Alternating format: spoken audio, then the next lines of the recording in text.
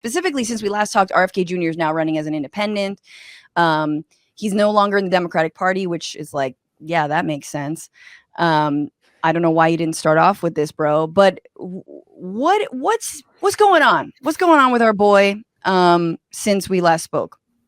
Well, as RFK keeps announcing on Twitter, he is against the elites because being a Kennedy, he is not an elite.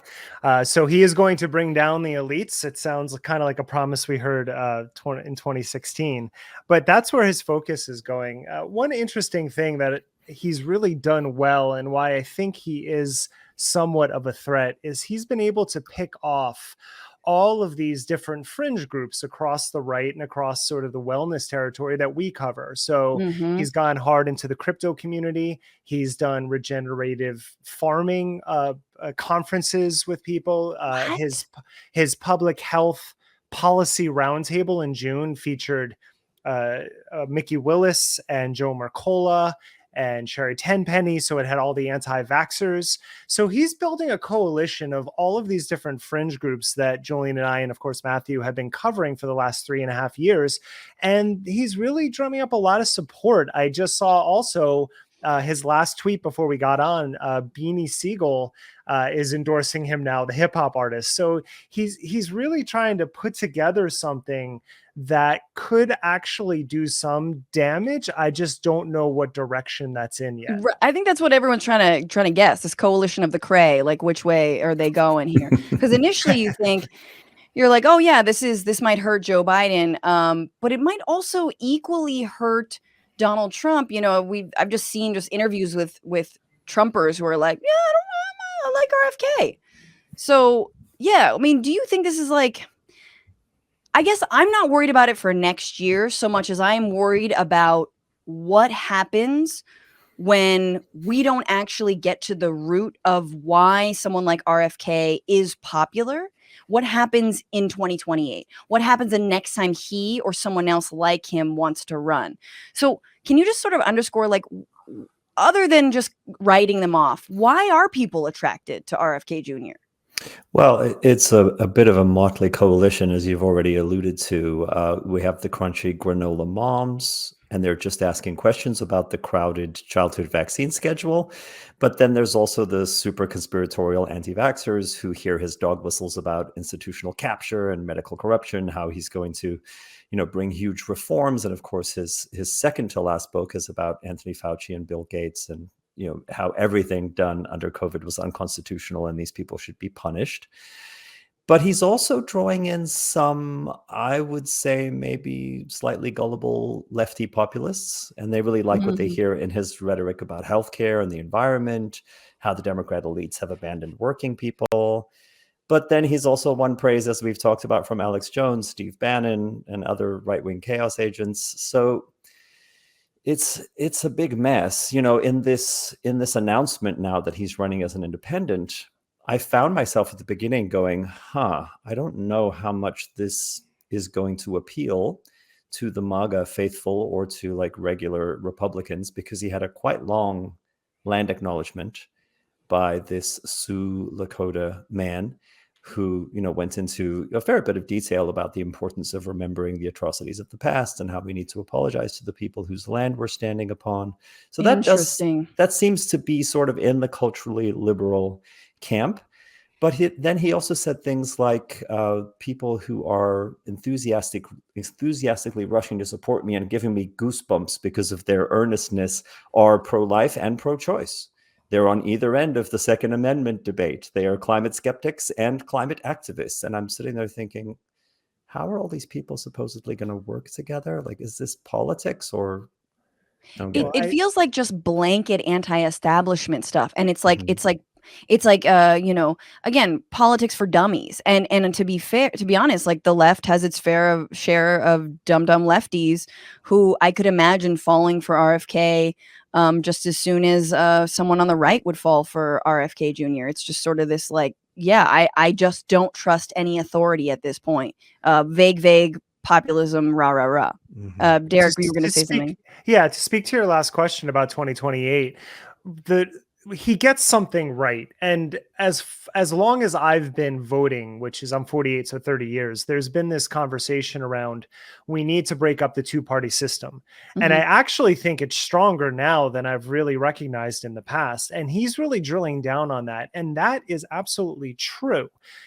He's not the solution, but he is pulling off enough people to build a coalition for a longer term, because eventually I hope, and a lot of people hope, that we will get out of that gridlock of a two-party system. So what I see in both positive and negative terms are that people are waking up to the fact that we can possibly change how we vote in this country and who we vote for and how that's structured.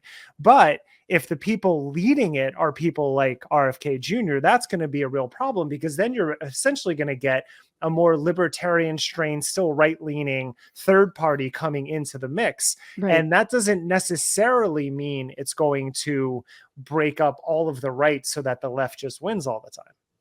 Right. I mean, the more you try to keep the cat in the bag, the more the cat is going to scratch its claw its way out. Like in terms of maintaining this two-party duopoly, maintaining, the consensus that, COVID is real and the vaccine is real, but our healthcare is completely privatized and pharmaceutical companies make hand over fist money. It's like, again, that grain of truth that RFK can tap into, that no one necessarily in the establishment politics will tap into for fear of, I don't know, upsetting donors. I mean, a lot of it comes down to money too. I actually just wanted to ask, because I think a lot of us are wondering, how the hell is he going to fund this independent campaign? Like, who's giving him money? What do you guys know of that?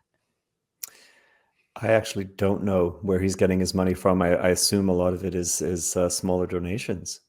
No, he's getting some from Silicon Valley. So there is some money there. But that was earlier in the campaign, around the time when DeSantis was winning over people. So I don't know how strong that is, but that is one of the first industries that he was courting as well, when he was trying to spread out and diversify where it was coming from. At this point, it seems like he's sending out frantic emails regularly about, like, we need to hit our goal by this point. So he probably is pulling in small money as well. Of course, all of this is laughable because, again, he is a Kennedy. And so he has at least some wealth to tap into, as well as the fact that Children's Health Defense, when the New York Times did the piece about how much more money they've made since his star has risen and since the anti-vax community has taken over, it went from under $1 million to multiples of millions of dollars a year. And I don't know if he's siphoning that off in any way. I can't claim that, but I would say he's getting money from varied sources right now. Yeah. Okay, what do you guys know of this guy Terry Baudet, this far right leader in Holland, I guess, who he was on the road with, who's like a white supremacist? He did COVID and climate denialism.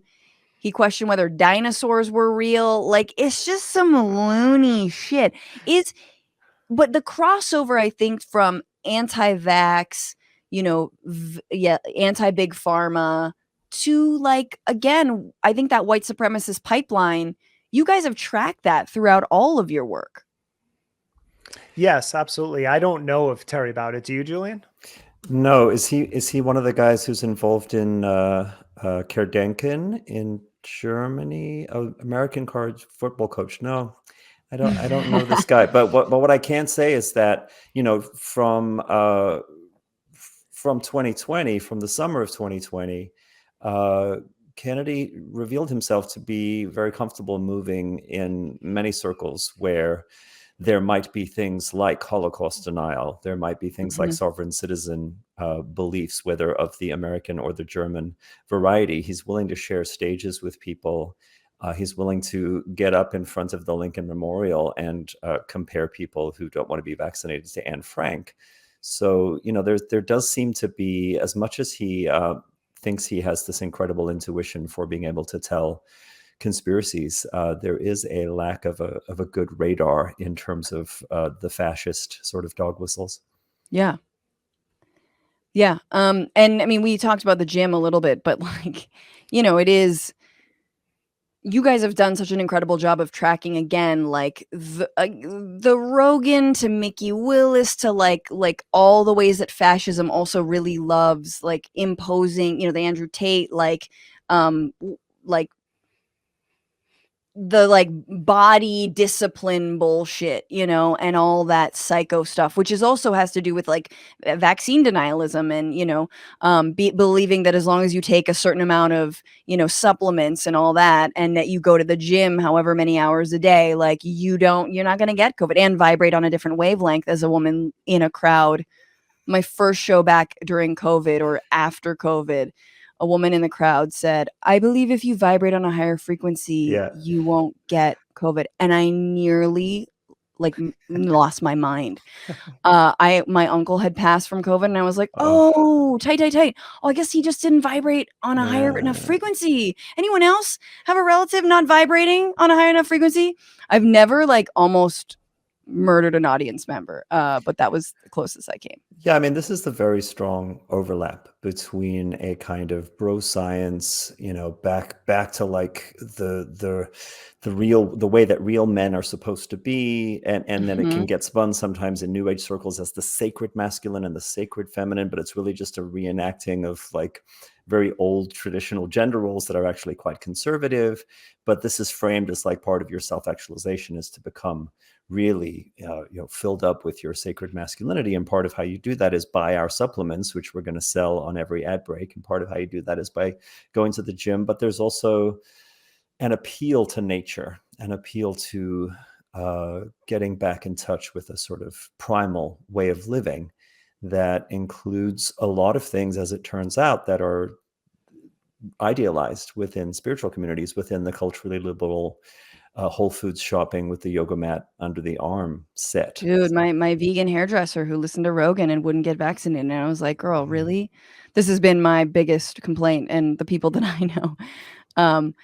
I mean, I guess my question to you guys, but because I want to get to our game, is again, like, you've named the problem so well that is only growing and growing and growing. But what do you feel like is the solution? Like, what do you guys see when you see all these grifters, you see all these influencers, you see all the bro science, you see people like RFK Jr.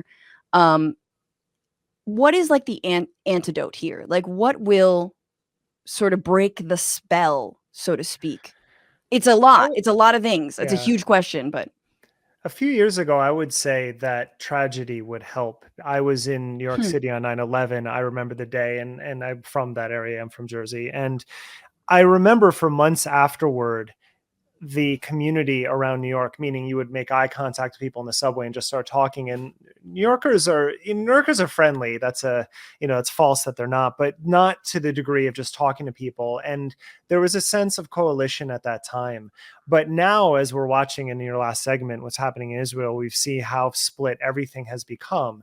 Because I had Tobias Rose Stockwell on a couple months ago on Conspirituality, the media scholar, and he was talking about trust proxies, that if you have a doctor in your life, if you have a nurse in your life, if you have these people, you tend to trust them more, and you will be brought into a community of people that you're able to get good information from. I do think that is possible, but how do you scale that? And that to me is the real challenge that we're facing, is that this sort of this death of expertise, as Tom Nichols had phrased it, but that we don't trust experts. And even yesterday, Mark Andreessen put out the Techno Utopia Manifesto, which is ridiculous, and we're going to cover it. But one thing he specifically says is, don't trust public health or experts. Right. And that's really dangerous. And when you think about the people who are running the technologies that we're talking on right now are like, yeah, don't trust experts, even though the people that built these platforms have to be experts in what they do. That's really dangerous for a society. So I don't know how you create an antidote when the people who are supposed to create it, you don't have any faith in.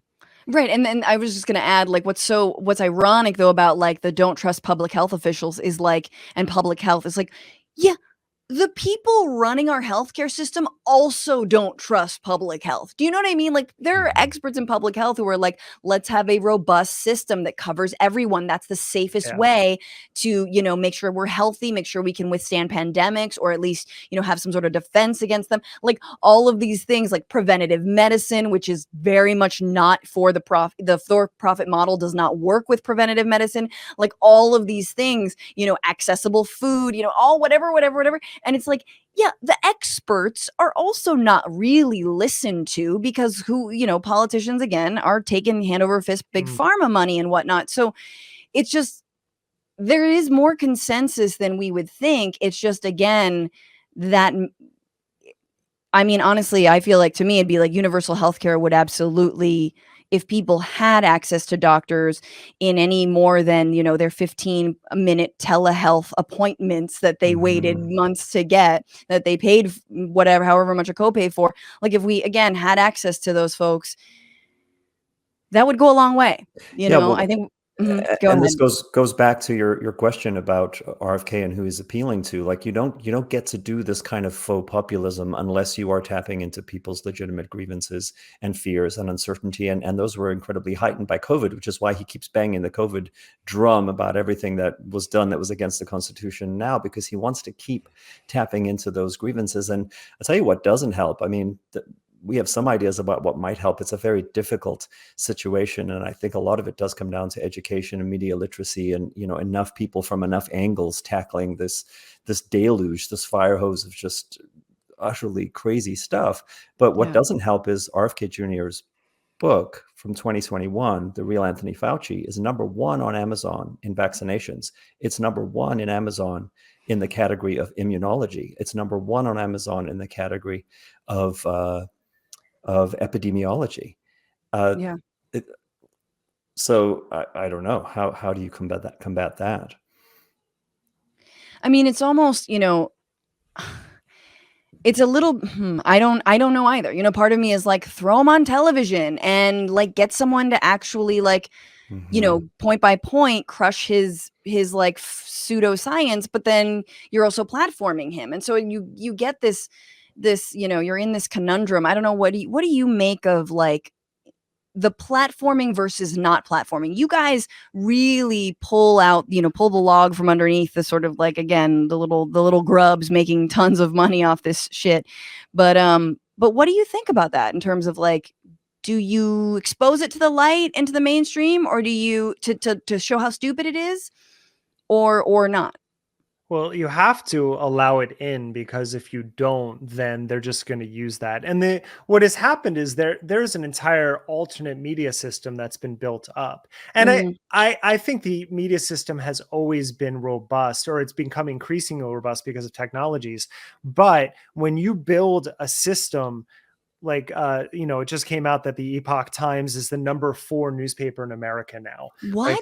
This is a Falun Gong propaganda newspaper that is now #4 subscription in the entire country. Oh my God. When you have that alternative infrastructure, then there actually is no way to create platforms where people can have honest dialogues. And that is a real challenge. So I agree with like a Peter Hotez, who will not go on Rogan to debate whoever, or Aaron Rodgers saying he was like, that's all nonsense. But you don't have any platforms that you can actually debate this that will actually bring experts together, because what you said a moment ago about bringing RFK and just exposing his pseudoscience, I mean, Crystal Ball did the best job of anyone I've seen so far a few months ago, and he just goes into Gish Gallop mode and just tramples on it, so you can't actually keep up with them. So it's the Trump playbook.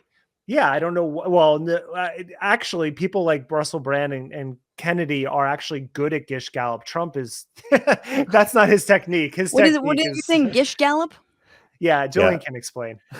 Yeah, Gish Gallop. It's named after Duane Gish, who was a prominent creationist debater, and it's a debate tactic in which you just throw so many fallacious arguments and factoids at someone in a stream that it's impossible to debunk all of them. And the moment you've debunked one, there's another one that's coming. And Kennedy's really, really good at that. I mean, I think the reason we do it the way we do it is that it is really a problem to platform people who are arguing in bad faith, especially if they're very talented at it, and especially when the topics are really consequential. So actually taking someone's statements, playing them word for word, not distorting them or editing them or doing any sort of bad faith misinterpretation, and breaking down specifically where the factual inaccuracies are, is one way that we've tried to approach dealing with it. Yeah, absolutely. What's going on, Frantifa? If you haven't already, subscribe to this channel right now. Hit that button. And also, you can become a patron and support the show every single week. Get access to bonus episodes and exclusive merchandise. Patreon.com/bitchuation room. Do